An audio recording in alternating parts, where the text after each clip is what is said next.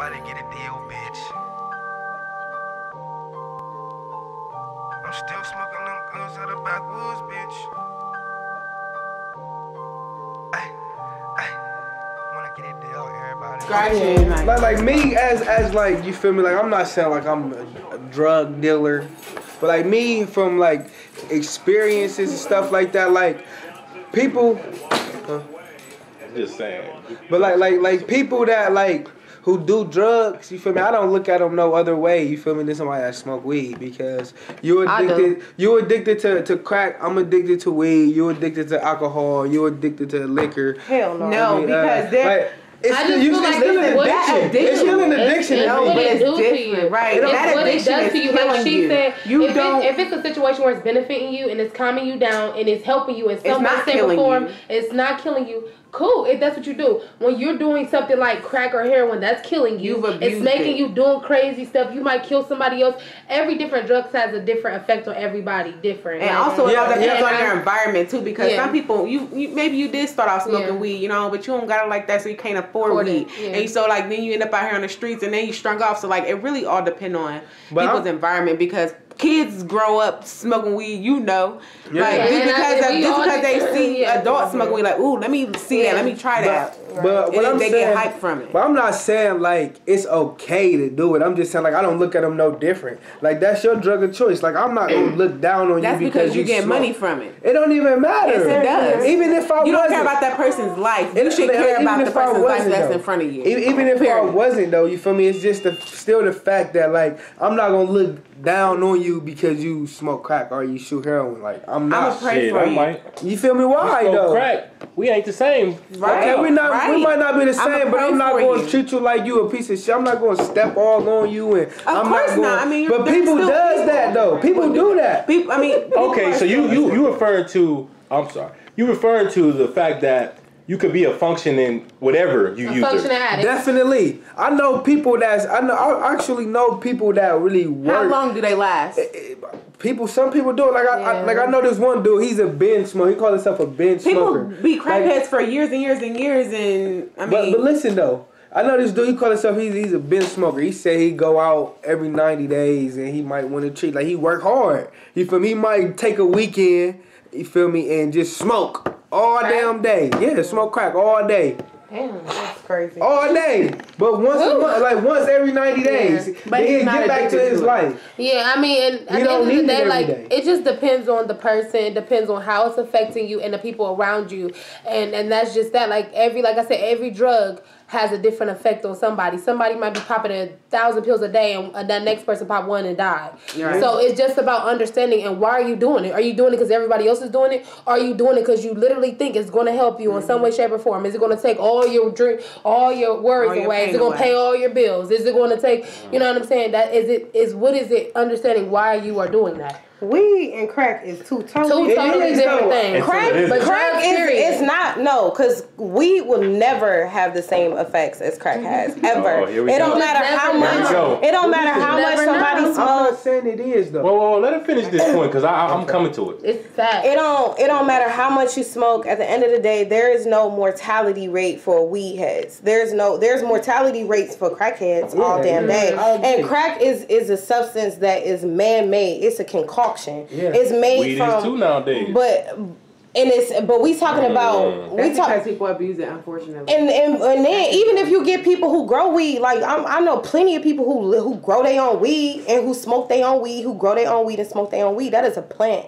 That is a plant that needs air and sun, water, and all of this. And I mean, yes, but tobacco is added chemicals. When people is smoking cigarettes, that's not just tobacco. You don't think weed is added chemicals? Weed has some added chemicals, but it's not enough to start dropping people like flies, like cigarettes. Weed has yet to cause lung cancer. Weed has yet to give anybody mortality rate unless somebody is fighting over weed. Put somebody in a psych ward.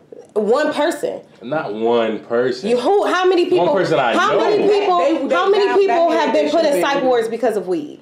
That's probably because they. Please tell me. Please tell me. But we know a whole generation of people There was a whole generation of people who dropped like flies and who was going through stuff because of that whole crack, heroin epidemic, and all of the chemicals. Chemicals is not even supposed to go inside your body to a larger proportion than any spray that they putting on weed to make it look more green. So you don't think you smoking huff, so you think you smoking loud because they got the spray on it or whatever. Like other than that, come on now. That stuff the only reason we even having this debate is because the government said it wasn't okay. If the government never got involved from the very beginning, we talking about in the 1800s when it came to marijuana, and if they treated it the same way, the hemp or whatever, if they treated it the same way that they treated tobacco, we wouldn't even be having this conversation. So the question, somebody tell the question. The question is should marijuana be illegal? No. And hell no. Should it be legal, actually? Yes. Recreational marijuana should be legal. Definitely. And why? In a lot of places it is. No, for everyone. I don't think that recreational weed should be illegal. Like for everyone. Should be legal or should be legal. You don't think for it everyone. should be legal for everyone? Recreational? It still should have. I mean, you can't go to the bar and buy a drink without being 21 either. No, you're right. I do think that it should be recreational. I think you should. You're right. I think that it should, like, it should be a weed machine at the bar. You should be able to get to a 0.5 every day. But but they tried. Maybe I think you have to have a license. People feel more comfortable with it being legal because you have to have. People are more comfortable with alcohol and tobacco and all of that being legal because because they feel like the same thing. It don't have certain.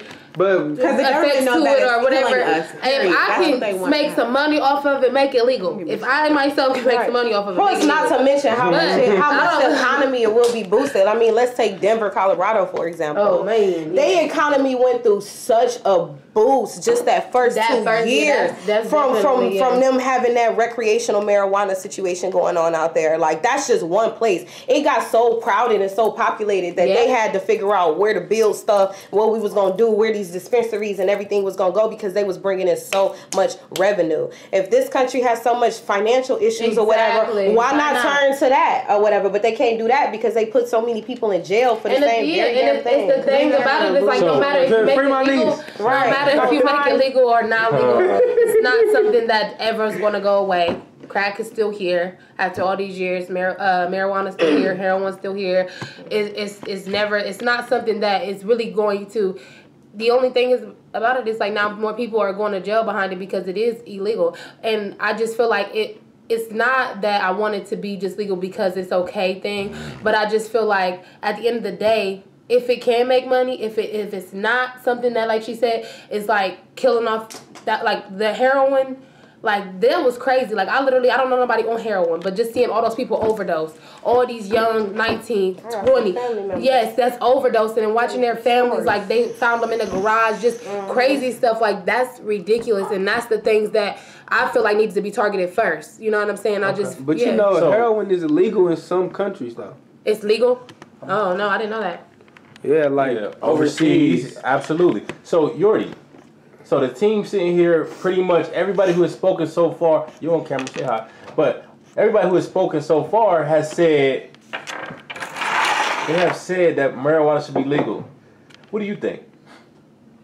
Let's share what you think. I don't know. Do you smoke weed? Well, I guess that's personal. Don't ask that. You ain't got to answer that. Do you personally think it'll be easier if weed was legal? Do you think it'd be easier to get weed if it was legal? Yeah, it'd be easier. It's easy to get weed right now. I said easier. It's easy to get weed right now. I can walk on the corner. No. For her, got a bag is it easier for her to get it? Do you think it'd be easier for you to get it if it's legal or how it is right now? Either way. Right. Either way. Get it anyway. Right, that ain't the point. You feel me? Hey, John right there on the corner got some weed. JoJo around that corner got some weed. Right. T-Dub down the street got a bag. Travel to Cali where it's legal. Come back. And that's another issue that I have with it, that it's legal in some places and it's illegal in other places. Right. So you got one side of the country or one state in the country or whatever where it's illegal, where a brother can get locked up for a pound of 30 weed. years. 30 years for a pound of weed. But on another side of the country, you got little valley girls running around selling weed to people's doorsteps. Yeah. And it's okay for them to do it, but it's not okay for this brown person on the other side of the country to do it just because it's not. That's another reason why I just feel like they just need to drop it because half of the representation of the delegates of the government or whatever, half of them is okay with it, another half of them is not okay with it. Like, and they making it difficult to, because I can be the same person, one person. I can get in my car, I can have this whatever I got in my trunk, I can drive to Cali and I'm cool. But as soon as I leave Cali and I hit like what's the next state? I hit like Nevada or something, and it's an issue, and I'm getting locked up just because this government is different from this government, but it's all supposed to be. At the end of the day, weed is illegal federally. Like at the end of the day, weed is illegal federally. Mm-hmm. My stance on it is like this: the question being, should weed be legal, and if so, when? If no, why not? I mean, and it has to be. If you're going to say it's going to be legal, it has to be. Weed should be legal when your life is together, when you've already established yourself, when you can go ahead and get your own bag, get your own high by yourself. When you're not over here so high, so young and so high that you forget to eat, that you forget to go to class, that you're fiending for it. Exactly. I agree with that. Your life has to be together. I agree 100%. You shouldn't be trying to make it. You shouldn't be. If you got a boss, you shouldn't be smoking weed unless you work at a weed farm or something like that. Like, so if the answer is yes, then it has to be some strict guidelines on when. Let's paint that picture of what it looks like when it's okay to smoke weed. That's why I said that my first time trying it, I was a freshman in college when I tried weed for the first time, and it tripped me out, but it was amazing. It was great. I still graduated cum laude. I still finished in 4 years. I still was able to represent my university on a number of occasions. I still was able to do all of these awesome things, even though I was high some of the time, but I wouldn't go to class high. I wouldn't, you know what I'm saying, go to class toasted or something like that. Like when I said I know a person who had was in a psych ward because of his weed. You said that was one person. Somebody could easily make the case that you doing that is one person. But I'm not here to make that argument. My thing about it like this. I know half the people at the table is cool. At the end of the day, have smoked or do smoke weed. I don't have a problem with anybody who smokes weed who got their life together. I don't want weed legal because everybody don't respond to it the same way. Like you already said, his weed had to be laced or something. Somebody had to give him a bad. Because nowadays they doing these things to make it gas. Ain't no regular weed just gonna put you in the cycle. Right. It ain't no regular weed no more. It just depends on. And it just depends. Like I said, it just depends on your. It depends on your chemical balance, like your chemical imbalance. Like they even said, like there was college kids. You know what I'm saying? Dudes is out here popping 5 and 10 Percocets a day, and the guy pop one Percocet, it's a pain pill and die. It just depends on your chemical imbalance, the things that you have.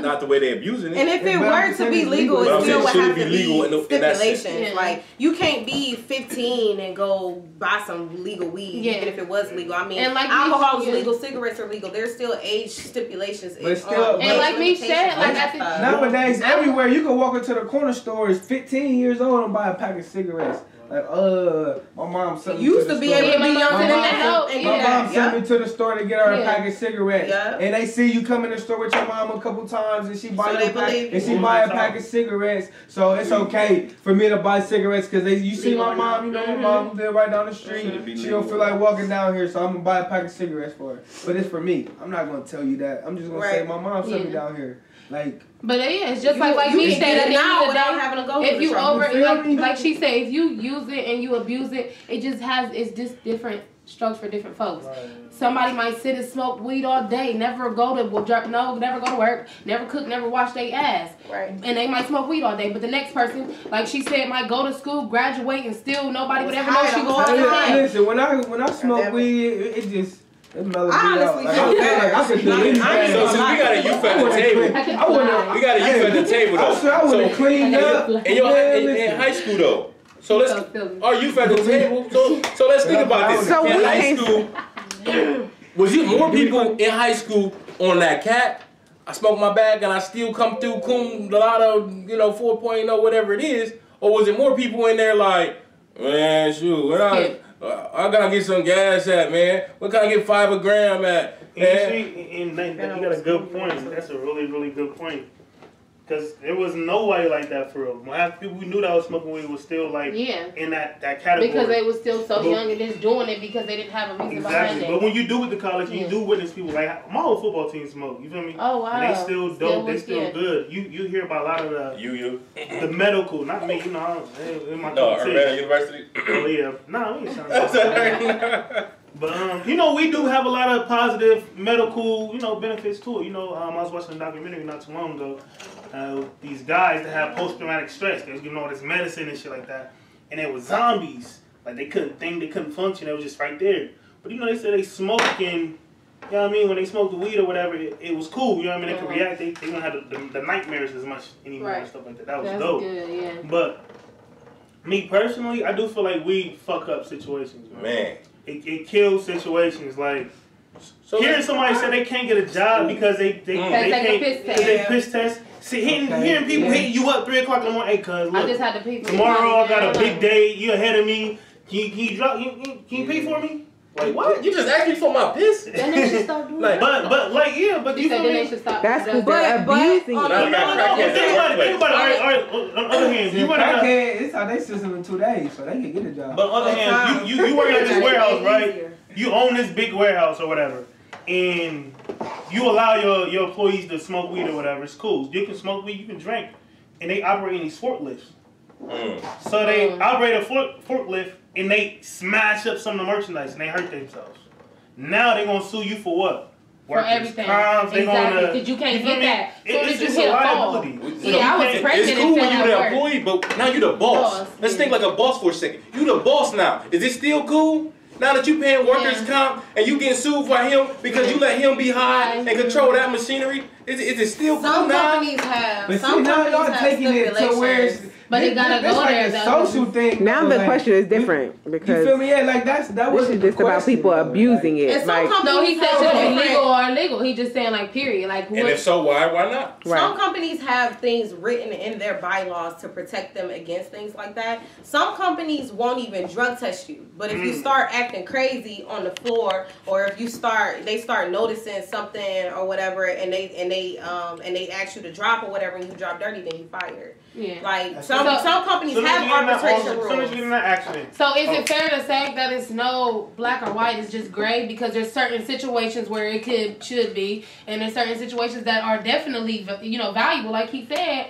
And I feel like it just goes both ways. I just feel like that's just with anything. That's just.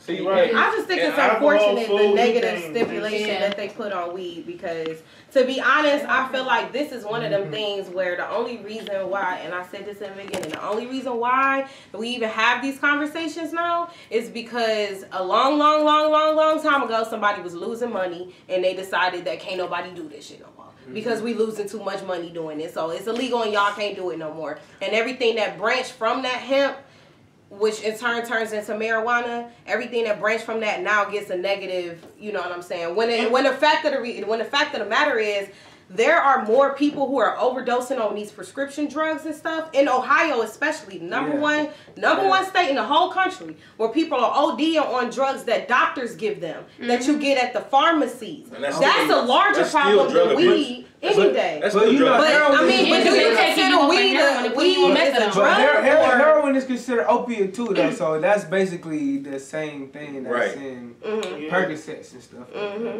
It's still drug abuse at the end of the day. I mean, we can agree to disagree. Like at the end of the day, if you want to smoke weed and you got your life together, go ahead, boo boo, do your thing. If you can function and you got everything squared away and it's operating like a well-oiled machine. Now, if you out here skipping classes, missing work, and you're trying to figure out how you gonna get some gas money at the end of the month, and spending your gas money on weed all the time, though. You always got gas. If your status on Facebook is always, who got some gas? Who mobile with gas? Why you ain't mobile but you smoking weed every dang on month? Right. And you ain't got a car. Yeah. Just imagine how much How many cards you got? Add up all them blunts. Get your life together. Do your thing. Smoke as much as you have want. a Bentley outside somewhere. Yeah. For real. Yeah, it's definitely. Man, But let's keep rolling. To touch on the subject though, to go back, like, because you know how like marijuana be legal in some states and stuff like that, but if they find you with some weed, you still could go to jail for selling weed. Like you only can get it from the dispensaries. Like you can't be on the corner selling weed even though it's legal. That's fair though, because you're abusing it. Because people on the street, just like you said, you don't care. You don't really care if that person, or you're not going to look at that person on crack any different from you, because it's all about the money. So at the end of the day, that's how people abuse it. Because people on the street will sell it to a little 15-year-old. They're gonna sell it to somebody out here that look like they don't got it, because you're abusing it. At the end of the day, it's all about. If I walk in there in the dispensary and I look like I don't got it, they still gonna sell it. That's on you. At the end of the day, at least you don't have to worry about the. I don't know. I guess that's where dispensary don't have to worry about being the plug. Dispensary, I'm pretty sure they're gonna have some type of ID.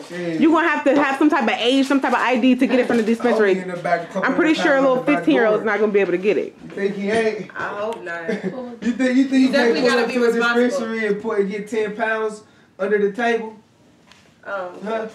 You don't think so? Definitely. you with it though. Probably in some places more You so don't think than you get others. 10 pounds under the table through the back door? Oh, The government sending these in. We don't care about it. You know they The watching government you. gonna be on that, man. They watching who? Ain't no dispensaries in Ohio. They watching the cameras. Ain't no They dispensaries can't see the out back here. door. I'm so confused on what No. What's our next topic? Okay, the man? next topic. Oh, well, we gotta wrap that up, though. Yeah. Like, finally, wrap that up. I mean, I think we can all agree that, you know, if you're doing it, that's on you. Just make sure that your life is together. And Just make don't sure be you're not one a of minor. those people. Right, make sure you're not one of those 15, 16-year-olds running around more worried about when they gonna get their next blunt than they are about if they gonna do well in class tomorrow. Right. Like, just make sure you got your priorities in order.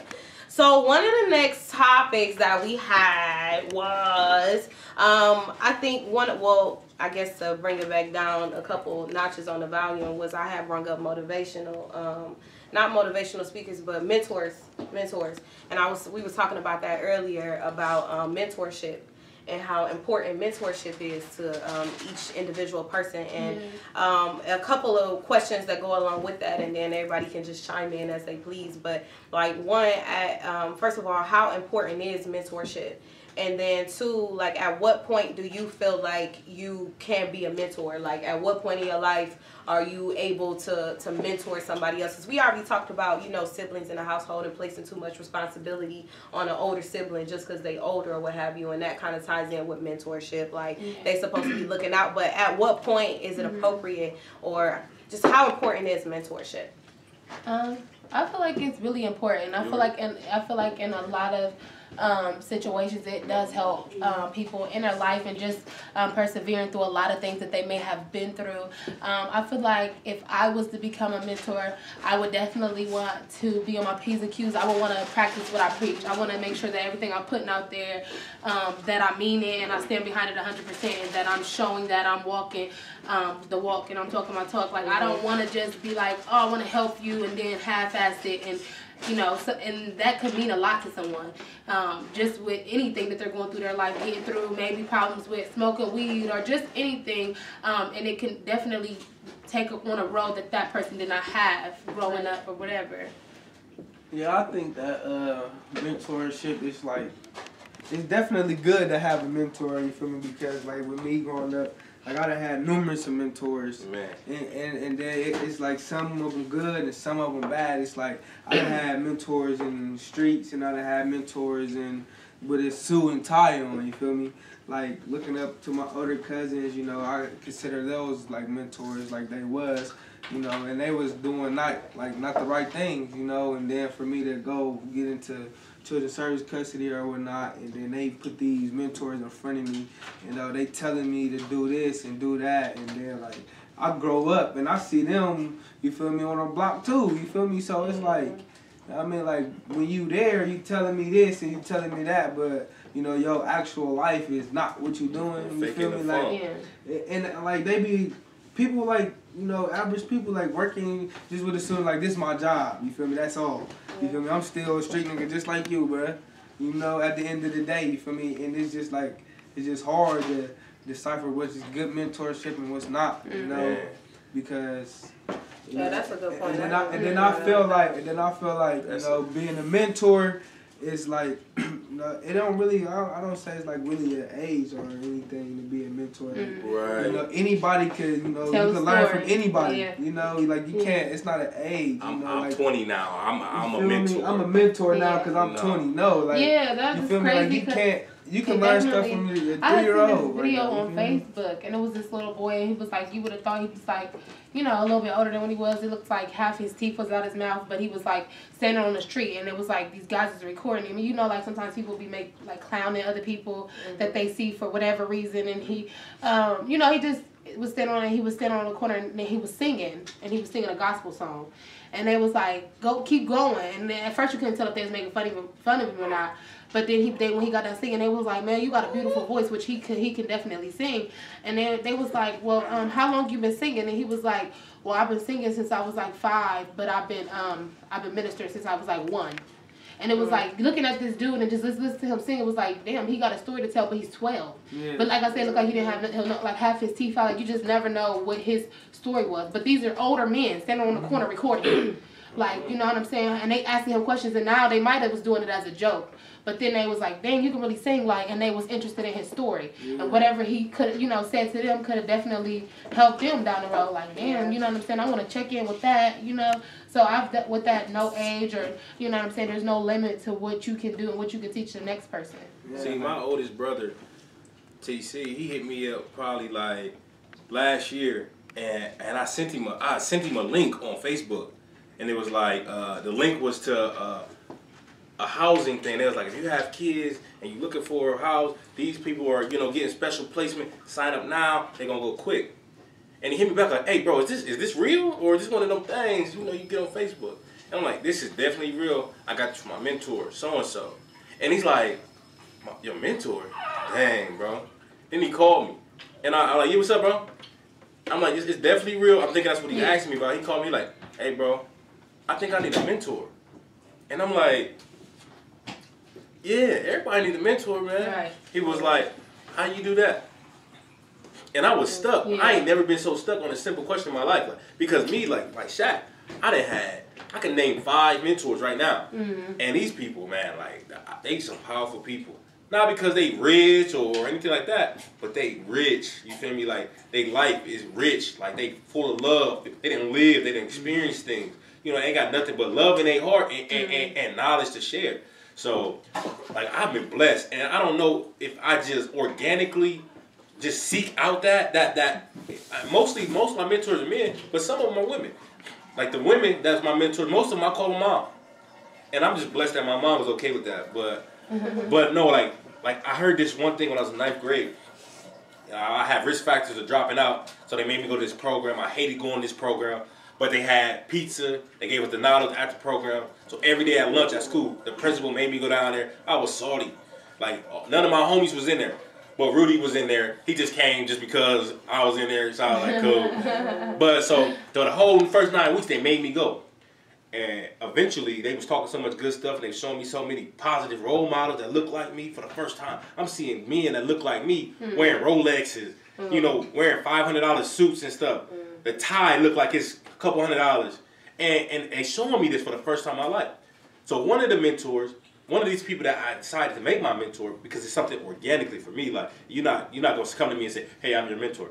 No. They do that in the military all the time. They ain't fucking joking. But anyway, no, like, so one of the guys was just the security guard. I ain't really paying no attention. The security guard at the school, and he come up to me and he's talking to the group this day, and I was like, they couldn't find nobody rich to come in here today, whatever. And he was talking about how he started telling us his story. And I'm like, oh, he got a little powerful story. So the story that he told was about how he never had a father. Like, I never had a father either. And then he says, the fact that I never had a father, that gave me the choice and the power to choose who I wanted to be my father. If I had a father, I wouldn't be who I was today. Because most men become their fathers. Mm-hmm. You know, most women become their mothers.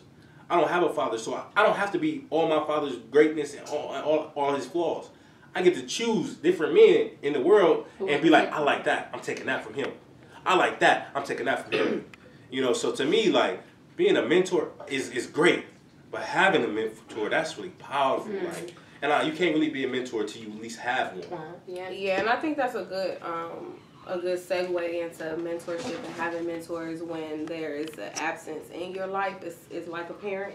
You know what I'm saying? If you don't have one and you have the other, then being able to have a mentor that's and that likeness it helps all the time. Like, I mean, I had mentors the whole time growing up. Like, whether they was trying to be my mentors or not, you know, like I've had my high school counselor, guidance counselor in high school, she graduated from Kentucky State University. She the reason why I even ended up going to that school. She helped me get into that school. She knew the woman in the administrative office or whatever when I was sending in my stuff, like, to help speed up my process. Like, she was really mentoring me through that process. My parents didn't know how to do that. You know what I'm saying? Like, even, well, one of my parents having been to college before, it was way back, you know, it was a totally different thing than doing it now. Like, she really helped mentor me through that, and like having like cheerleading coaches and stuff over time, and women around who only had good to give me, who only had good advice to give me, who helped me, you know, skip some of those hurdles that even they had to go through in their life and becoming a woman and everything, because we all know it's so hard. But mentorship is essential, and I don't think it's like an age either where you could just, like, you know, I think anybody can be inspirational in a sense of, you know, you can meet like a 10-year-old, a 12-year-old who've been through more life than even you've been through at this point and learn something from them, and that's beautiful. But I feel like as far as mentorship, I do kind of feel like you gotta kind of be at a certain place, not as far as like success in your career or anything like that, but you have to be in a certain place where you're able to give like that as a mentor. Give what? What do you like? Give financially, advice, give your time, give your space, because, you know, I was spending the night over my my cheerleading coach house. You know what I'm saying? But she has the space for that. But I feel like you gotta at least go through some experiences. Like, you don't have to like necessarily be able to like do those things, but like I feel like you gotta at least like go through some experiences like that somebody haven't been through. You feel me? Like, and you at least, your mentor gotta at least go through. I feel like you can't like how can I put this? I feel like you can't mentor me if you ain't been through you feel me? I feel like you can't mentor me if me and you ain't have like the same kind of similar background coming up or anything. Like, or we not in the same thing, because your mentor can come out of something that you're doing in that moment. Yeah. You know what I'm saying? Like, in that moment, I was cheerleading. So my cheerleading captain or the coach just so happened to be a woman in that moment that I can look towards, or something that I was doing, and it ended up being more than that. Yeah. You know? Or even them not even necessarily going through what you may have went through or anything of that sense, but just being able to you know, learn and respect and just kind of get it. Yeah, because I had a woman who I didn't know growing up. Like, I didn't know her growing up. Like, I met her like I was 13 years old, and I met her at my church. I was going to a Lutheran church on the west side at that time, and at one point in time, we just connected, and I just wanted like her energy. I just wanted to be around her. Like, she came from, I feel like she came from a good background. Her husband built a house, and they are Caucasian, but we came from two different whole stories. Her kids didn't go through nothing I went through, but I feel like she took me in, not knowing me, not being through what I've been through. She took me in under her wing, and anything I needed, she was there for me when I was down and I didn't want to go through school. And I was like, you know, my parents on drugs, they can't understand. They didn't really, you know, give me what I needed. She was there, and she had never walked through those streets or been through that, but she literally took me under her wing and learned about it, and was just like giving that love and care and understanding, and like, I haven't been through that, but I want to help you. How can I help you? You know, you might still have nightmares, but what can I do? Let me take you after church and let's go talk. And she literally cared, and she had never walked through those. You know what I'm saying? Yeah, because like my caseworker, like, you feel me? She was like, I looked at her like a second mom too. She next.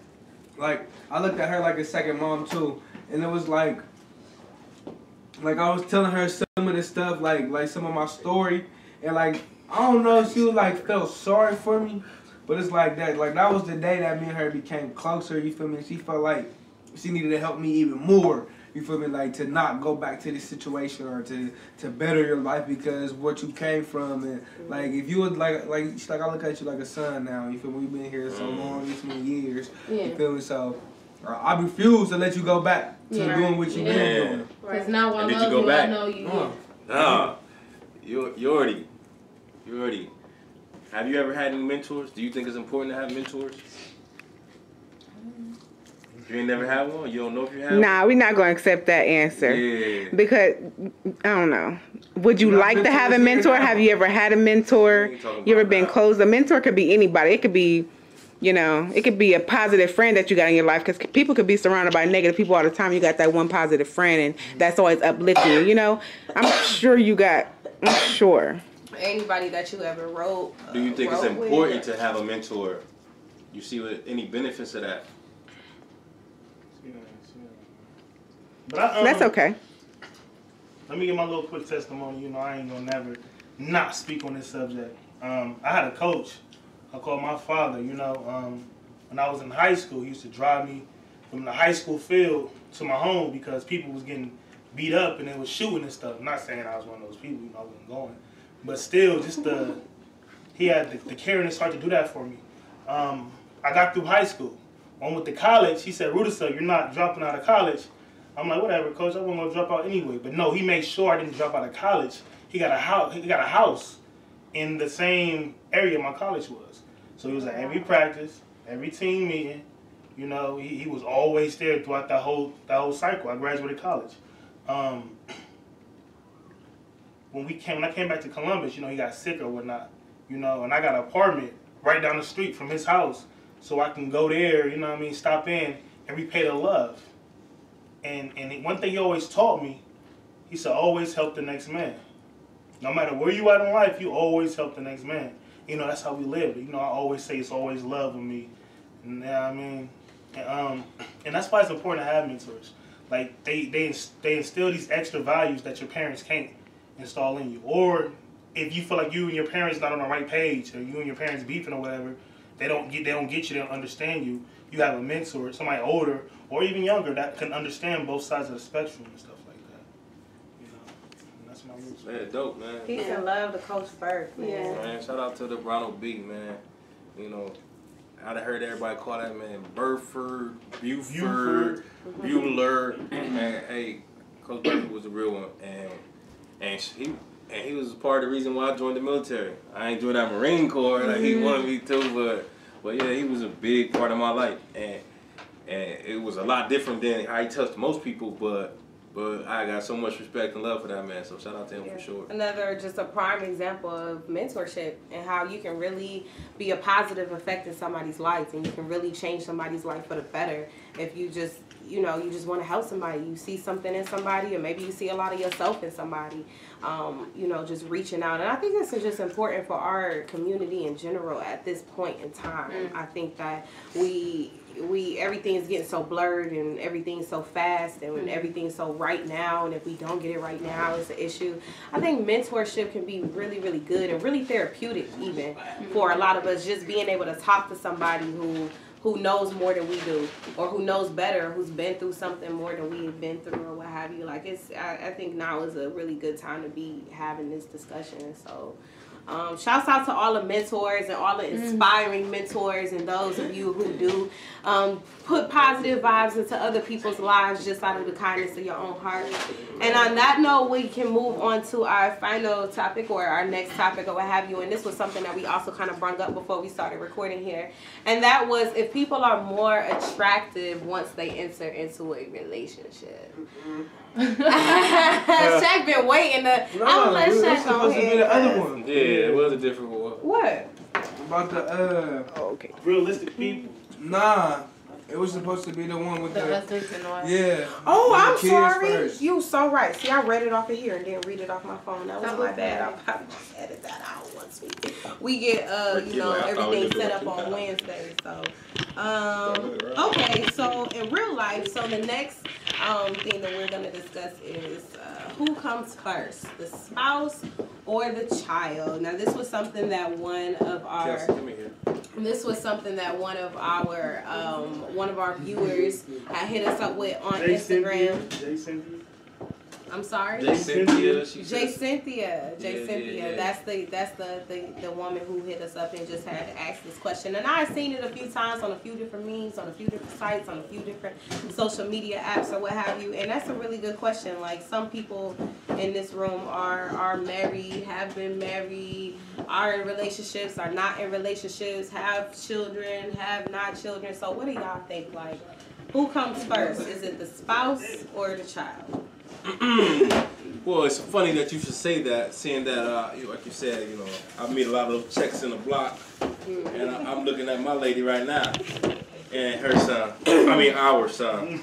But I just think it's very important to spread that love out pretty evenly. But you gotta remember, the top of the house, you feel me, the top of the pyramid is just as important as the bottom of the pyramid. You feel me, as a man. Like Adam and Eve, when one came from the rib, we didn't forget about the whole vessel. I'm just saying, those kids, the fruit of them loins, all that good stuff. But I ain't gonna say that, the husband is more important than the child, because, we love them kids. See, me being a husband, man, this is crazy saying that off my. You a husband. And a father, like, I just can't see anybody coming before my kids. Like, not my mom, not your wife. Like, it's just nobody. I can't see nobody coming before my kids, because at the end of the day, my wife could leave. You feel me? My wife could leave. We never talk again. But I'm still gonna have my kids. At the end of the day, that love is always gonna be sincere. You feel me? It's always gonna be there. Like, I could stop loving you right now. You can stop loving me. You feel me? That's not the But goal. my kids not, though. Yeah. That's just how I put. That's just from my perspective. I don't know. I see where you're anybody coming else. from. I mean, you're wrong. But I mean, I see where you're coming But from. your kids might not respect you because of just because of y'all situation. But I feel like too, even like I feel like to hit on the love part, I feel like if you genuinely love somebody, you always gonna love them, regardless if you love them the same way. Especially if y'all share kids together and y'all share a life together. I feel like I know anybody I ever loved and I genuinely love them, I'm always gonna have love for you.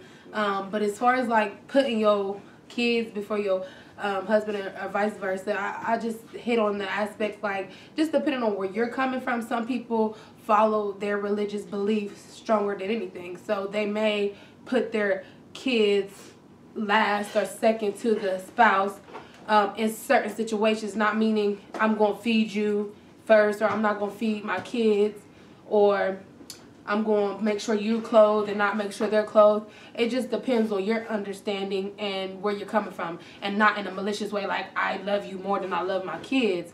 But in a sense, say that out loud. But not because no, like, because honestly, like, really, because like my wife. Ooh. Talk about it, brother. Talk about it. Nah, honestly, like, she tell me that I'm first before my kids. Like, how can you honestly put me before you put them, though? What does it say in the Bible?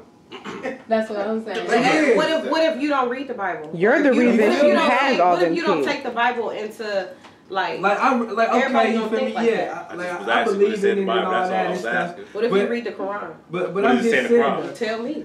I will. I'm asking. Go ahead, finish, brother, and I'm gonna go to the Quran. But listen, this is what I'm saying though. Like, I just can't see how you put me, how you could put me before your kids though. Like, I couldn't see like you feed me before you feed the kids. Or you do this before you do the kids, or you believe me before you believe the kids. Like, in certain situations, you feel me? Like, I just can't see how like you'll put a man before your kids, or a female before your kids. We talking about husband and wife. It don't even matter. Mom, it's just, dad, son, that's just a name. Is it? I feel you, Shaq, bro. Cause I just really love my wife. If I really love my wife, I kind of love her. I feel you, bro. Remember them times they used to give us the hot dogs and they be eating steaks and shit? Listen. They wasn't even married. That's something different. Yeah, that's something real. They wasn't Danelle, what you was doing? Hey, hold on, wait a minute. Wait a minute. You know she ain't gonna hold no punches. That's the I want no smoke, bro. I ain't saying that. No smoke, bro. Hey, but listen, though. Mama, I love you. I thought we was all in this together. I'm just saying, but for real though, like that's true though, like I just can't see that though. You feel me? Like get your man your last and your kids' needs. It's not your man, it's your husband. Husband. But that's just a Mr. and Mrs. No, but you're right. If that's how it is, then you should not be married. If you feel like you marrying that person to be their missus and you're their mister, it's like it just depends on your beliefs. If you believe behind when you say your vows and that person, that minister is what is it called? They're ordaining your marriage. And you know what I'm saying? You're taking your vows. It just depends on where you're coming from. If you genuinely believe that and you're going to practice that with your wife, that's a whole different aspect because it's you and your wife that's going to be providing that house.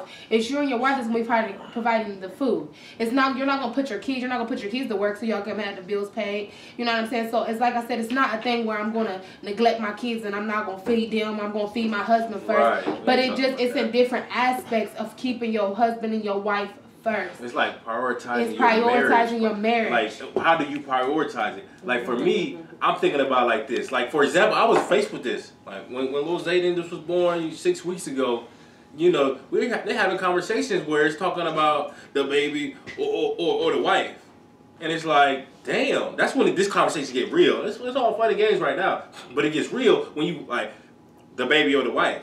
You know, well, that's my baby. The baby or the wife and what? I'm talking about baby, life or death. Like 6 weeks ago. When she was giving birth. 6 weeks ago. Okay. Yeah, it's the baby or the wife. You know, it might come down to that. And that's when you really like, oh my goodness. Right. And you know, back in ancient times, they used to say, I like Shakespeare, they used to say, you know, I could have more kids. I'm not saying I don't love you, Zayden. You know you my guy. But I'm just saying, man, at the end of the day, you know, even in biblical terms, the Bible, the Quran, the Old Testament, which is those things come from, obviously, it says, you know, your spouse first, then kids, then mother, then your mother.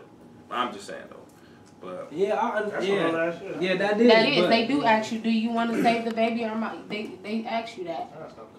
I ain't trying to be in that situation. You don't. You never do. But even when you never know. When that happens, I'm going to say, I ain't going to tell y'all who I picked. I ain't going to tell y'all who I picked. You know, I love all of y'all. I think, okay, so I definitely think I want to know who you picked. Hey, baby. Yeah, we're going to leave that unsaid. They both here healthy. I want to know who you picked. Man, I gotta know who you picked. Who was your first pick? Jesus. Allah Almighty. Who was your first pick? God. Okay. I just want to thank the Almighty. That's all I want to say right now. Thank you. Well, I think that it's I think that, okay, see, in my head, in my perfect world or whatever, and I don't know how to, so I can put this down. Okay, yeah, what's up? All right, so in my perfect world, how I see it is like, if I was married, and this is spouse, right? If I was married and we had children, and when it came to like day-to-day stuff, like, you know, who was going to eat first, stuff like that, because I think that's where the question really derived from, right? Like, who do you... that's just what I thought. No, because on Facebook, if you're looking at the social media, it was like, I'm going to feed my man, or if there was a house fire, I'm going to take my man. It was just ignorant. Oh, like that type of stuff. That's how it was. Come again, say when what? it comes to food and like preparing plates, like I would probably make my man plate first, just because like he would get the biggest portion. Like, I mean, it only makes sense. He would get the biggest portion, so I would just get him the biggest portion, and then everybody else, you know, we eat the rest, and then them and then me or whatever. But if it came into terms of like a house fire, he better be getting me and his kids like first. You know what I'm saying? Like, he better be trying to make sure I'm straight and make sure his kids straight, because they ain't gonna be together if I'm not together. As a we with you. We with you. We all the way with you. Keep going. See, I got my baby right here, and I stand by everything I just previously said, and I still didn't choose. I would have never did that. But what I'm saying is, now that my baby's standing right here, like when it comes to like the food and stuff like that, who's gonna eat first? we actually had arguments about that. Cause Kelsey, she'll make my plate, bring it to him in a minute, and I don't like that. Like I ain't saying bring it to the kids first either. I don't like that at all. Why you bring my plate and your food ain't ready? We eating together. Come sit at this table with 2 plates. You want me to grab Zoo's and Zayden's plate? Cool, let's go. We eating together.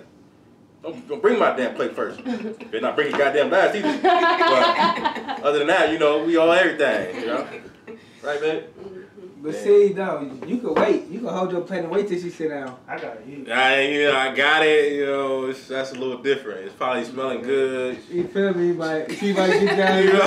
Like, damn, we're full. That's why I be mad as hell. Like, what the hell? You keep bringing my plate first. So we have caution tape on here responding to us, and she says spouse comes first. When you're married, you become one. God, spouse, kids.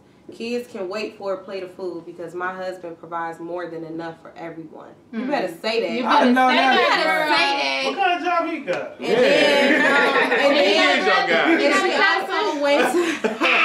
And she also went on to say if it came down to a last plate of food for whatever reason, you have to look at who you marry because we both going to make sure our kids eat before us anyway.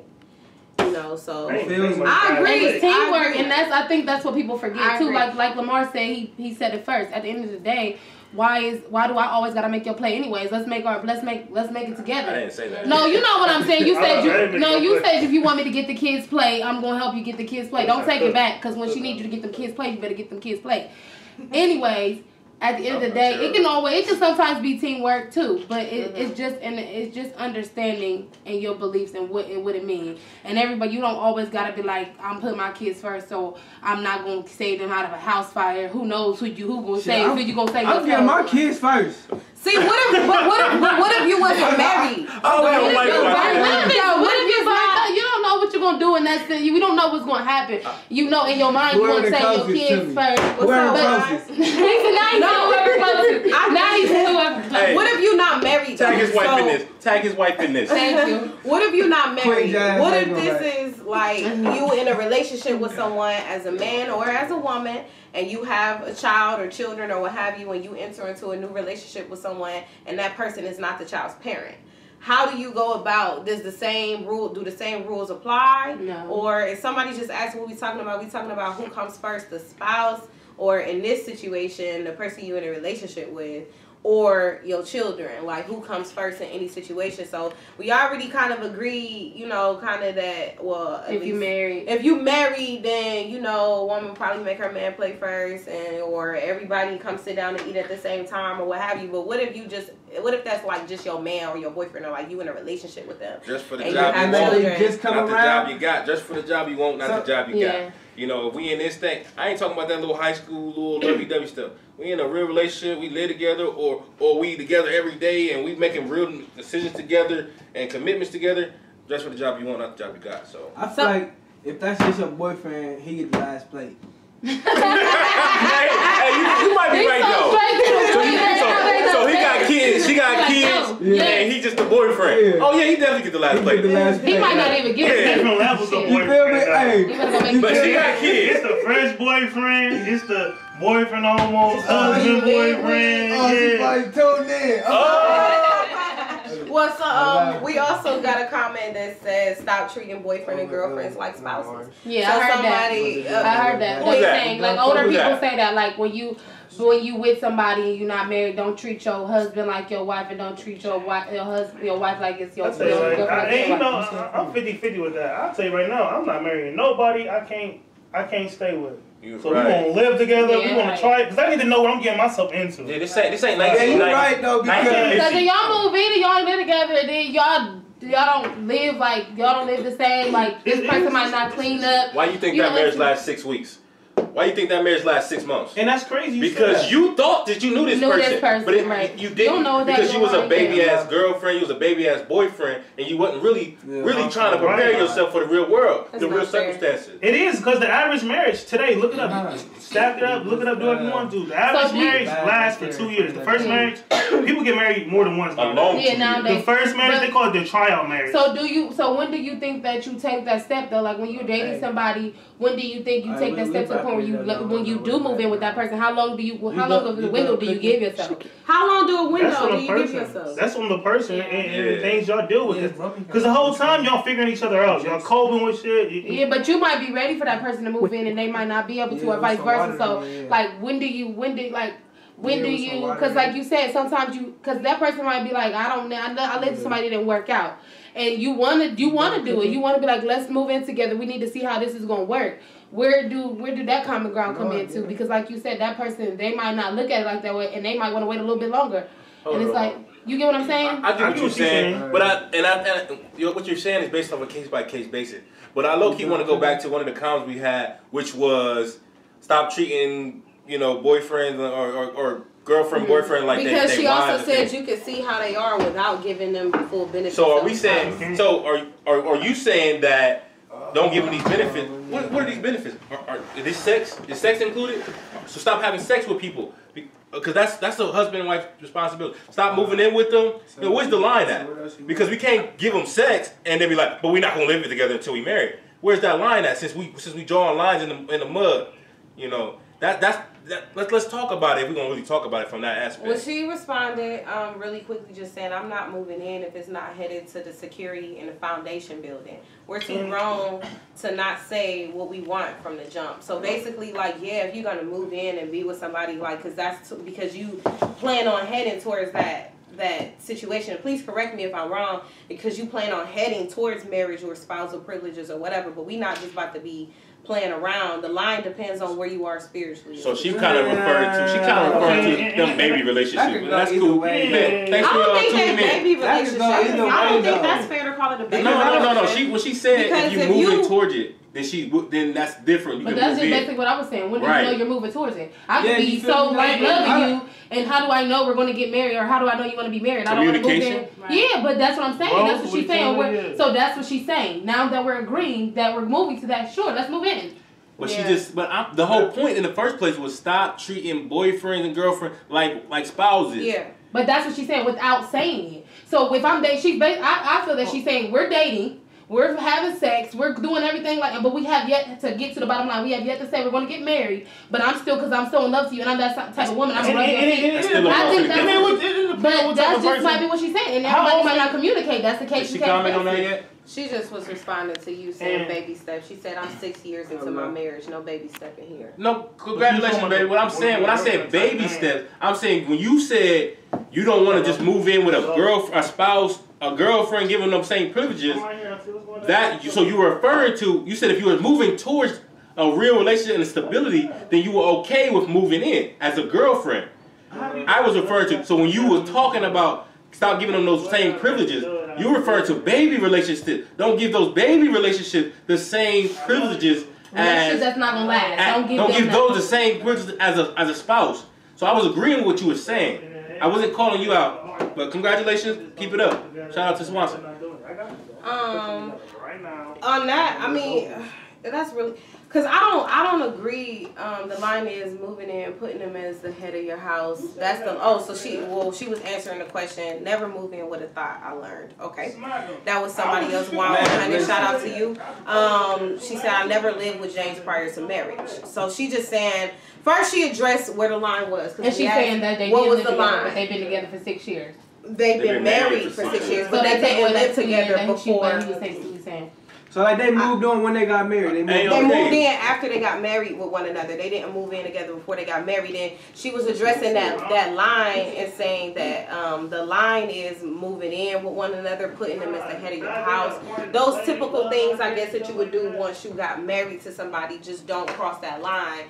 Even if you do live with one another and y'all not married and y'all not spouses. I feel like if like you don't have to, like if you're getting married to somebody, like y'all do have to live together before y'all get married, so y'all understand what's going on. And I feel like everybody's different, and we could just say that we because I'm about to say because I feel like I lived with my last I was in my last relationship for going on 7 years, so and I lived with that person, so maybe I want to try it differently, but I don't know if it's gonna work. I just want to try. You just want to try. You just never know. And you can live with somebody and not there's no black and white no more. Yes. Everything is gray. There's no extreme that you have to do it this way. It's gonna work. You can't do it that way. It's not gonna work. This is 2017. start school with the culture. Everything is different. If it ain't real, we can't feel. Yeah, I don't think that it'll be a issue if you, cause like before I actually did cohabitate and live with someone or what have you without being married, like. Before that, I had my own spot. If I was dating somebody, they had their own spot, and we linked up. You know what I'm saying? Yeah. Okay. And I'm just saying, like, just as an example, in terms of like where do you draw the line? What do you do? Like, I mean, you could be in a relationship with someone full-fledged. Like, there are plenty of people who get in a relationship, get engaged, move in their parents' basement until they get enough money to buy their own house. Type. Like, it's a whole bunch of different type of situations. I don't think it's necessarily wrong or even you moving in baby steps, even if you don't, because I've been in situations where I'm dating somebody, they got their own, I got my own, and that line wasn't crossed, that spousal line wasn't crossed, because you have your own and I have my own. This is my crib, I pay for it, this is my space, and that's your crib, you pay for it, that's your space. I can come and stay, you can come and stay, or whatever. Like, I just think it just depends. Shaq, can you wrap us up since you happily married for 4 years right now? Going on 3. My bad. I'm trying to jump y'all ahead. It's gonna be 5, 6, 7, 8, 9, 10. You know, go ahead, rappers, man. Rappers. What? Oh, no, you good. I don't know. I missed it. I was trying to get in this conversation. Go ahead then. What you got? Nah, I was trying to, the fun way to flow of things. It's missed. It's gone. Well, to wrap it up, I feel like my kids is first. Let's go here, we out. Hey, shout out to y'all for tuning in, man. You. I love you too, though, wife. Don't get it confused. Yeah, man. If you're watching this. And your kids should be first. I especially if y'all share those children. Y'all share those children together. You know what I'm saying? Like, but if she ain't good, are they good? Definitely. So if she ain't good, your kids are still cool. Oh, yeah. To me. Dang. You know, that's what we agreed to.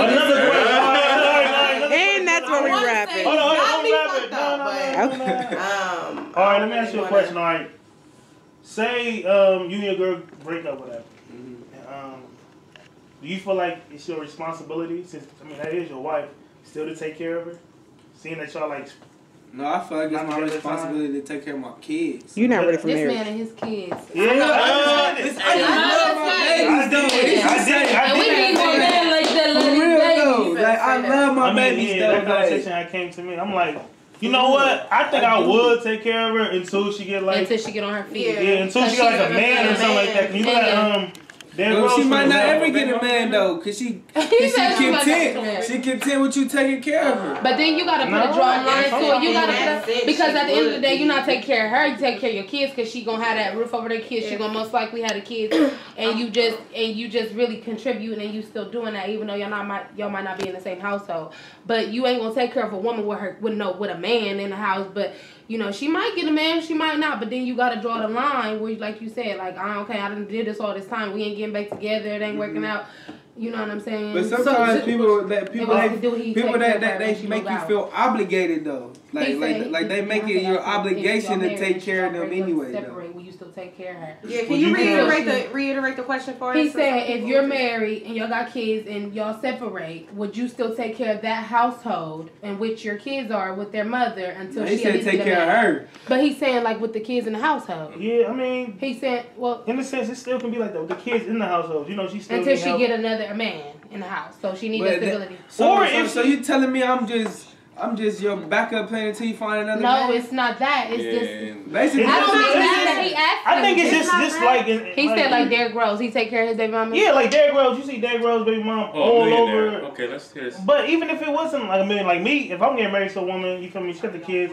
I would feel like an obligation just to make sure, all right, cool, she's straight, the crib's straight, everybody cool. But if it's just like she get like a man or something in the household. And I feel where he's coming from with that.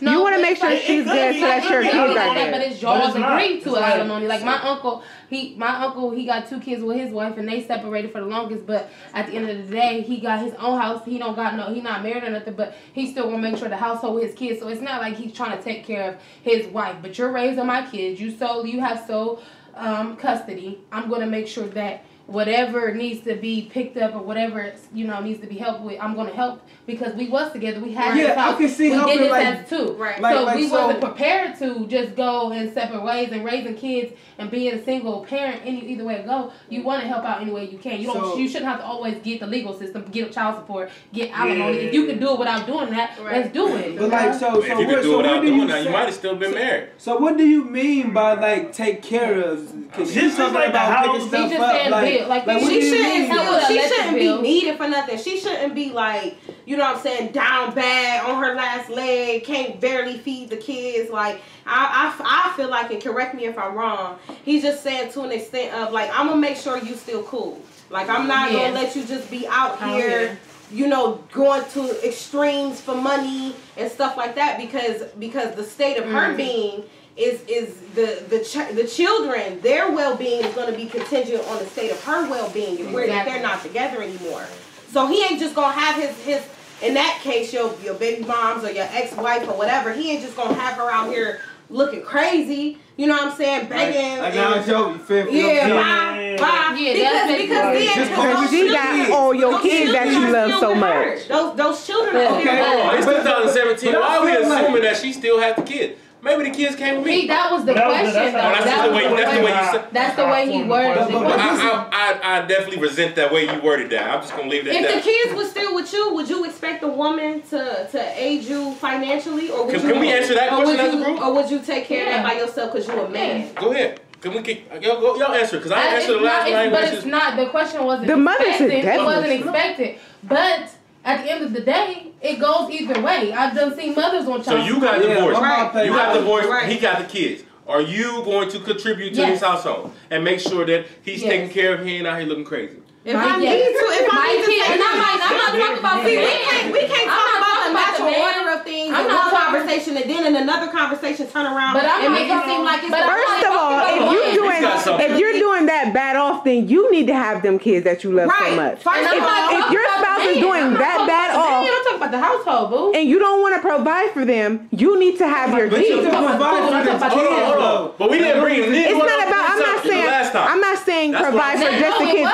Just like they're saying, it's like, okay, here's some money or whatever to make sure that your rent is paid. Because I don't know. It's just some things that you will probably know. Like, yeah, she probably not about to, or she probably about to get evicted. You want to help avoid people out of them situations, basically. So your kids good. That's what I'm trying No, Rudy, but I get what you're saying because it wasn't even that deep. I think, but it wasn't that deep. But I think it's a simple fact. Oh, everything is deep in Star School. One household thing. If it went down to one household, y'all was two households. Your baby mom, your baby father went on to be that single parent. Would you help out? Now, if your baby daddy moved on and had another woman in the house, and now it's back to two incomes in the house or two people doing something, then that's a different story. But either way, if my child didn't live with me and he lives with his father, I'm still gonna help out. If he needs his school clothes, I'm still gonna contribute to that household because I'm trying to help that man. I'm trying to help that child. I'm trying to make sure his living don't change because we separated. I don't want my nobody's saying you buying her Coach bag. Yeah. But I'm just saying, so basically. But that's what I said. It's about without it being a legal paperwork. And that's what I'm saying. We just have a common agreement that. Because that question, I believe you answered it a slight bit differently when we had the shoe on the other foot. Because he asked you, he said, hey, so it's like I'm taking care of the child or I'm making sure she good. You said. No, I said the household. I said the household. I stayed with the household.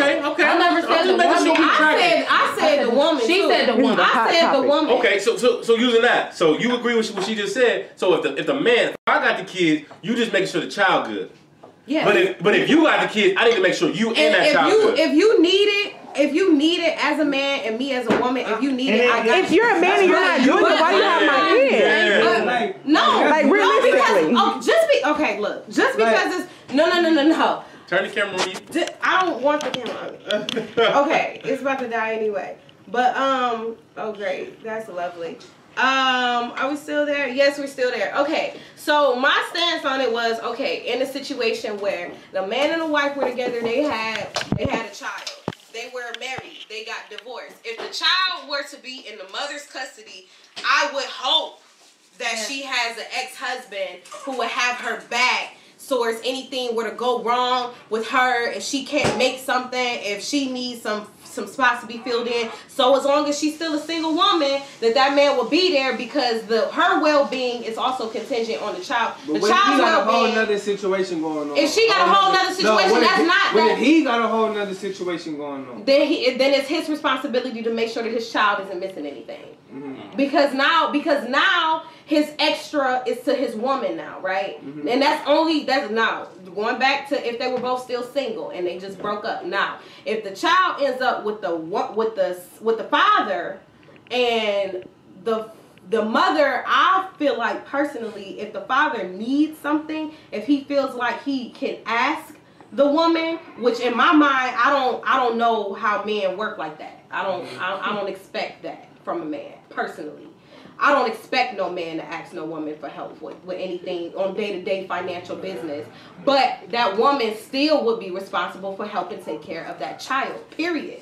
And if she doesn't do that, then she needs to be held responsible for that child's well-being, for going to the games, for helping out on the weekends, for, regular stuff with the child. But do I expect for her to jump to the rescue of this man? Because one, he would have to ask her.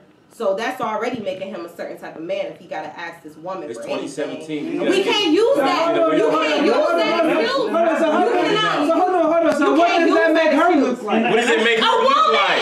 A woman. So every woman need a man to take care of them. Every woman does not need a man to take care of them. But if a woman were down bad on her luck and she can't make the man was down bad. Then if he asks, then she can help him. But then if he asks, it's a certain perception of him already. Yes, what type of and that goes back, and that's a deeper conversation. That's how we get. We go back to these little boys can't cry, little to do this. Exactly. A little boy is not a man. Yes, but in a sense, a little boy is not a man. And this is the behavior we're getting taught. So when you wonder why your man is so tight and why he's so it's hard for him to express his feelings to you and stuff like this. Why you won't talk to me? It's because of the perception that y'all paint of us already, bro. Because you said because you said a man shouldn't cry, a man shouldn't feel. A man shouldn't need help. If he need help, I'm gonna look at him in some type of way. He's already a certain type of man. I said I would expect for that man to stand on his own 2 just feet. like you expect a woman. Exactly. But if she can't, then he should be more than willing to come to her. But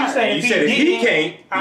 Look, I'm just a woman who feel like men and women are different. I'm a certain type of woman who feel like as a woman, there are certain things that are abided to me as a woman because of my femininity, because I'm a woman. And as a man, there are certain things that are abided to y'all because y'all are men. We are not equal in my eyes. I don't think we're the same. I think we two sides of the same coin. So we work put together. Your man up here then. Yes. My man is up here, and I'm his woman. I'm his woman. It's supposed to be I can't be expected to walk around 2017 because the moment I get too proud, I'm too strong for a man. The moment I get able to do everything on my own without a man, then I'm wrong. Right. But when I hold a man, to that extent, when I hold a man, let me get my thought out so I can calm down. When I hold a man to that extent, when I hold him to that high extent, and I expect him to meet those expectations, then it's wrong because it's 2017 and he should be able to fall down, let me change my words. He shouldn't be able to fall down, but he should be able to be equal to a woman.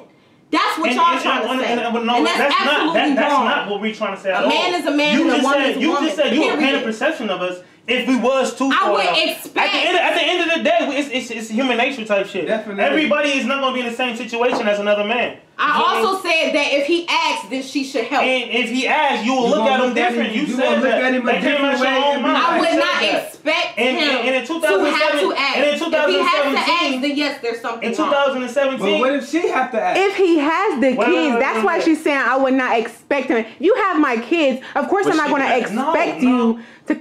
Okay. That's not out. And listen, I get what you're saying. I get what you're saying. As it shouldn't be a double standard. I get what you're saying. Basically, and the only reason, and like you said, it's not that we painted it that way, but it was been painted that way. Is it okay? No, because like you said, everybody is human. Everybody's gonna fall. I mean, I've had my own father ask me for something, and I'm a woman, and he can apologize about that to this day. But it happens, and I don't. and if you don't look at it and you just you know what I'm saying, if you look at it in that light, it is painted negatively, because it's like, you can't ask a man shouldn't ask a woman for help. But if it happens, it happens, and at the end of the day, you should help that person if that's the extent. I'm not gonna look at you no different. I'm not gonna look at you like you a slime ball and you ain't that. I didn't say that.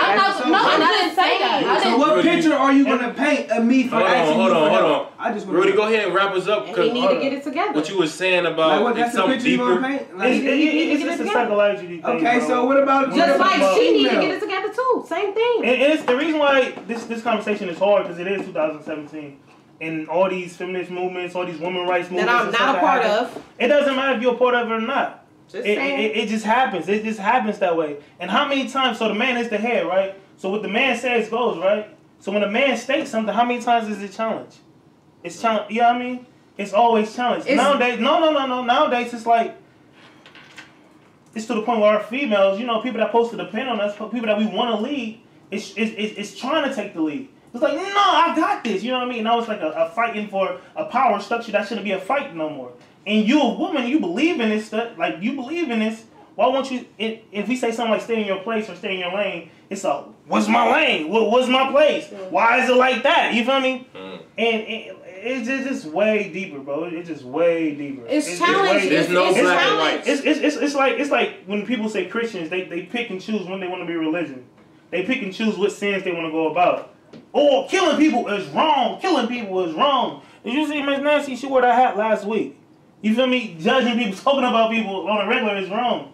And that's the way I feel like this whole feminist movement and a lot of females in 2017 are. They pick and choose when they want to believe in certain values. And it's crazy. It's hard. But it's not every woman, and it's not every man. And it's different. It's different. And it's just like with women too. Like at the end of the day, it just goes both ways. Cause like even if my man asked me, we separated, he asked me, and I did not paint that picture, I'm like, sure, you know what I'm saying, we help each other. Cause that's the type of person I am. I don't give a fuck about what nobody else saying, what it is, the stats or nothing like that. I'm based off of me and what I've been through as a person and how I am and how my heart is. So if you need me, I'm gonna help you. I don't care. But even if I am like that and I am that way, it's not what I painted of you. You already gonna feel that way at the end of the day, and it's not something that I want you to feel. I want whoever I'm with or whoever we break up, whatever. I want it to be mutual. I don't ever want that pain. But it's the same thing with a woman. At the end of the day, if a woman's not working and a man's taking care of her, she's a slouch, or you know what I'm saying. In the same sense, she's painted differently too. It just goes both ways. But now everybody feels that way, and that's a good thing. It's unfortunate that it is broadcasted, that it is like that, and whatever. But we didn't start that, and now that it is 2017 and it is still strong, it's unfortunate. I don't think. I mean, but like, my bad. But sometimes women held men to double standards though. Like they feel like to a certain extent, like to a certain point, they want them to be all the way up here. But like in other certains, you feel me, they want to be the head. Like which one? Which one are you going to be? You going to let me run it, or are you going to run it? But that's when you in that relationship, y'all communicate and y'all work through it, because that woman might not have been that way. She wasn't that way until she met somebody and they made it that way. And that's when y'all situation becomes something different, and y'all work towards it, and y'all make it even. Y'all become equally yoked. You work on that. You don't, because we all gonna come into a situation differently. We all come for different cloth. I might meet a man who wants me to be the head or whatever, and you just work it out, and you don't base your situation off of the past situation or your best friend situation or whatever. You move forward, you communicate, and if it doesn't work out, it doesn't work out. And I just think in certain like aspects, like I mentioned earlier, I think that we the same.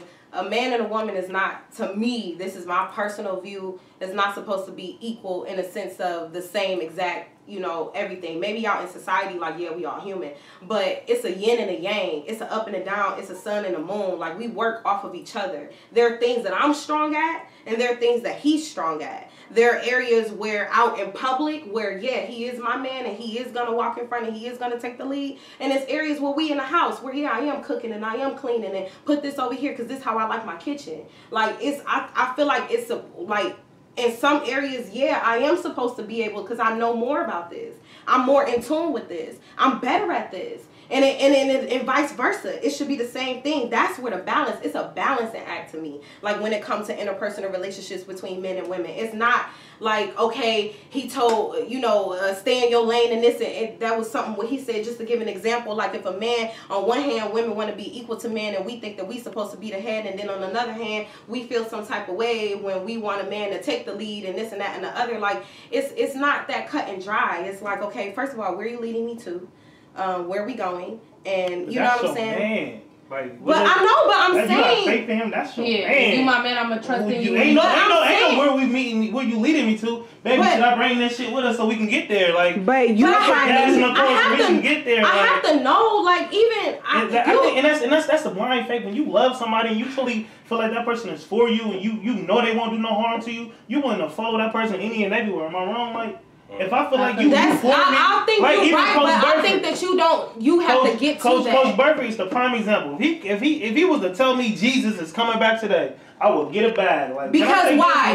Because why? Why would you just believe him like that? Because it's faith. It's the trust I have in him. Because of the trust that y'all built over that period of time, right? You don't trust that man and you don't have faith in that man. Why are you? Because there were situations that happened that allowed you to have trust in this person, that allowed you to believe them when they told you something. That's why.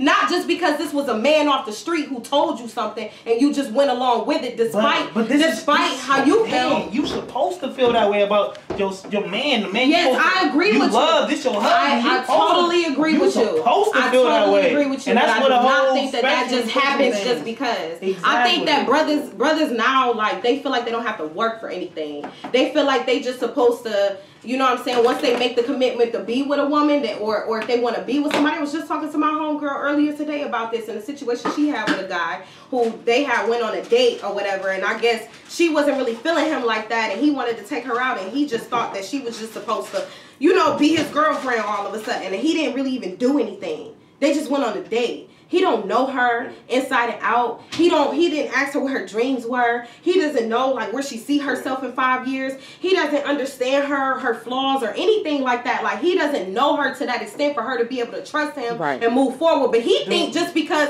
I'm doing this and I'm interested in you and I'm taking you out on a date, and if I wasn't taking you on a date, you'd be sitting at home anyway, then you should follow along with my program. Right. And that's not how it works. We're not talking about a date. We're not talking about a one date thing. This is your man. This is your husband. Y'all years in this shit right now. We're not talking about a overnight stay. Okay, years in. Okay, years in. Real. And that's why I said I agree with you. I agree with you. Living with this person, like, y'all gotta have that. Like, I agree with you. If you don't have that faith, you don't have that trust in each other. I agree with you. I'm not gonna go to sleep. I'm not gonna close my eyes next to a man I don't trust to leave me somewhere. Oh no. I don't trust him. It's like that, man. Like. But yeah, I get it, and it definitely comes from it makes sense 100% from both ways.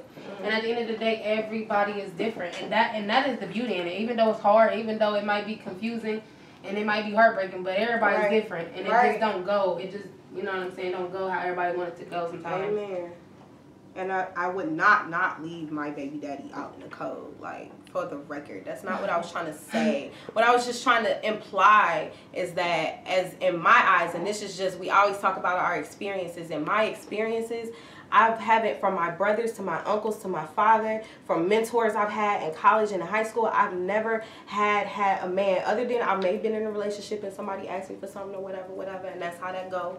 But I've never had a situation where I've had men throughout my life depend on me financially for things. And that's so I don't know. I don't know how to accept that from a man. That's not my experience. We got grannies and stuff that tell us that too. And that's right. And just for the man, like the man, they got these men in your family telling y'all can't cry, or you know what I'm saying. When your father leave, you the man of the family, whatever. Right. It's the same with women too. You get taught by your aunties or your grandma. Don't ask no man should never ask you for nothing. Right. If what they say, if the man ain't providing, he don't eat. Different things like that, but that's not how it is. Like y'all said, 2017. If I'm with somebody and I love somebody and we together, if you got the money and I don't, I expect you to stay with me. And if I got the money and you don't, regardless if you a man and I love you, baby, I got it. I'm gonna pay rent for these next 3 months till you get on your feet, because I love you. At the end of the day, I'm not gonna let 20 years of history tell me that I can't be the provider in my household. While that makes my man weak. Hell no. Why you in a relationship? See, and that's the thing about this whole ordeal. Having that that marriage, having that real love, you know, having to be experience that type of thing, you know, I feel like I got a different type of wisdom when it comes to some of these things. Sometimes, you know, I just might be me though. But the whole thing I'm saying is that when it comes to like this real love, like we're not playing those roles, you know. And if you in the house cooking, it's just because you just happen to like that, or you just happen to be good at that. Kelsey not in there cooking because she a woman. I tell you that right now. Like right now, I'm in the military. I'm all-star school all day. But when I get out the military, we're preparing. We're expecting for our roles to switch a little bit. For me to be more of a housewife, a homebody, taking care of my 2 kids over here, while Kelsey earns some bread while I transition. And we're prepared for that. And I'm going to be in here cooking. I'm going to be flipping, washing the dishes, all of that. And I guarantee you, baby ain't going to think of me less than no man, right? I mean, but that's that real love. That's when you get that time and get that grinding. It's 2017. If it ain't real, we can't feel it. Yeah, and I think that's what we was going at based on what you said. We ain't saying that you was wrong for your opinion. It's just that it's just hard for a man, a real man. Somebody if a real man asks you for something, he definitely needs it. Like imagine how hard he was because he is a man. Because I also said I would help him if he asked. It's not like, but I would hope that he would not have to ask me. But did you say if he did ask you, you'll look at him funny? I said if he did ask me, then there's something wrong with that picture. Then it's something wrong, right? You just said a real man. If it's something wrong, then you can rewind it back. You said, I'm telling you what I meant. And that's what I'm saying. And we can go all night with this, guys. You ain't saying what you said. And that's where the whole argument came from. If you would have said that how you meant it, it wouldn't have been the issue.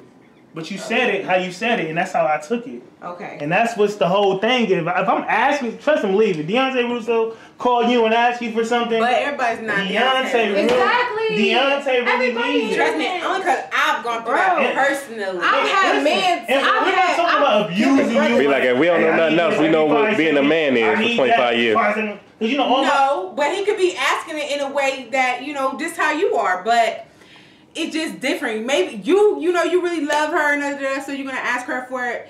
It's just different. It's just different. Because our men can be very manipulative, and then they can make you feel like, oh well, you supposed to be doing this because we supposed to be this, and we're supposed to be. But like Kat said earlier, I don't know. Like me and Kat, that's my girlfriend. If don't nobody know, that's my lady. You feel me?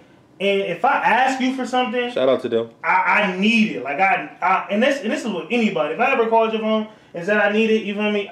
I need it. Which is another reason I'm gonna hit it back. What I said was wrong. No, you said you don't. What you said is I'm gonna feel some type of way, and that was the wrong part because if I'm a man swallowing my pride, asking you for something, and for you to say or have a little kind of look towards me for doing that shit. It will hurt my pride even more.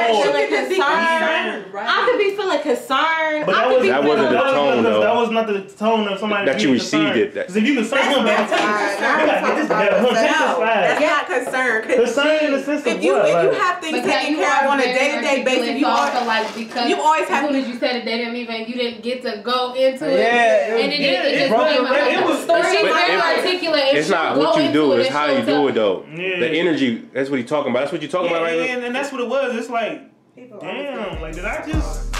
And it's not... I'm pulling up and I blow.